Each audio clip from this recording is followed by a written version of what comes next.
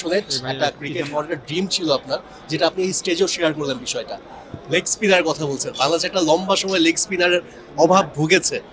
যদি সিয়ামকে আমরা ক্রিকেটার হিসেবে পেতাম তাহলে বাংলাদেশের এই ঘাটতিটা হয়তো বা অনেক আগেই পূরণ হতো। আপনার কি মনে হয়?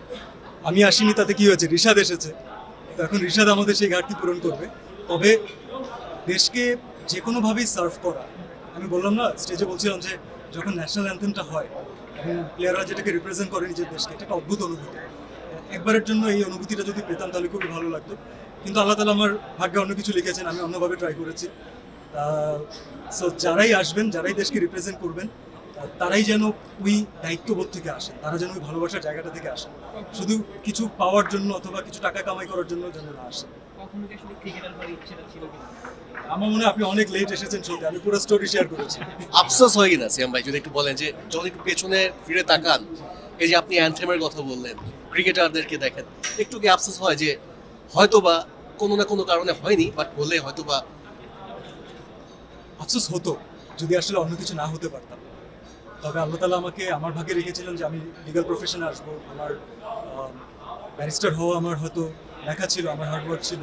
আল্লাহ তালা হয়তো চেয়েছিলেন যে আমি সাধারণ মানুষকে এন্টারটেইন করার জন্য কাজ করবো, তাদেরকে একটু বিনোদিত করার চেষ্টা করবো। তো আল্লাহ তালা আমার জন্য যা লিখেছেন আমি কিন্তু তাই হয়েছে। জীবন নিয়ে কখনো কোনো আফসোস নেই আমাদের। এই যে ঘটনাটা যে আমি লেগ স্পিন করতাম তখন, অথবা আমি হয়তো একদিন ন্যাশনাল টিমে খেলার সুযোগ খুঁজছিলাম, যে হতেও পারতো, এগুলো হচ্ছে সব মধুর অনুভূতি। সো আমি বলি যে life is a beautiful journey. এগুলো হচ্ছে প্রত্যেকটা এক একটা কর্নার স্টোন, এক একটা মাইলস্টোন।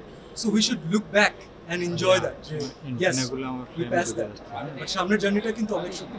লাস্ট একটা কোশ্চেন করবো, সেটা হচ্ছে যে আমরা নর্মালি দেখি পার্শ্ববর্তী দেশে, ভাই আমার আপনার কোয়েশ্চেন করার স্টাইল খুব ভালো লেগেছে।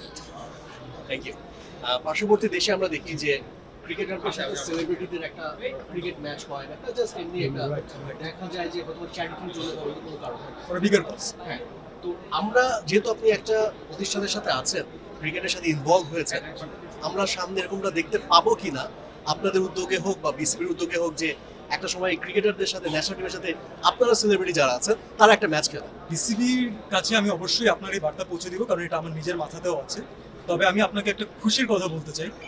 আজকে এই অনুষ্ঠানে আসার আগে আমি যখন আমাদের রিমার খালান ফ্যামিলির সাথে বসেছিলাম, তখন আমরা নিজেরাও এটা প্রপোজ করেছি যে আমরা যেখান থেকে আসলে এমন কারো বেনিফিট হোক যেটা সে লং টার্ম, সেটা যেন কাজে লাগে, অথবা যাদেরকে হেল্প করার অনেক বেশি মানুষ নেই, আমরা যদি তাদের জন্য কিছু একটা করতে পারি, তাদের মুখে একটু হাসি ফুটাতে পারি। তো আমার মনে হয় আমার রিমার কার্লেন ফ্যামিলি থেকে আমাকে সেই গ্রিন সিগন্যাল দেওয়া হয়েছে, এবং আমরা বিসিবি যদি আমাদের সাথে আসে, it's gonna be a big thing. যদি না আসে তাহলে আমাদের যারা রিমার কার্লেন ফ্যামিলিতে যারা আছেন, যারা সেলিব্রিটি আছেন, যারা আর্টিস্ট আছেন, তাদের সাথে ঢাকা ক্যাপিটালসের আমরা একটা কিছু করতে যাচ্ছি ইনশাআল্লাহ। ইনশাআল্লাহ।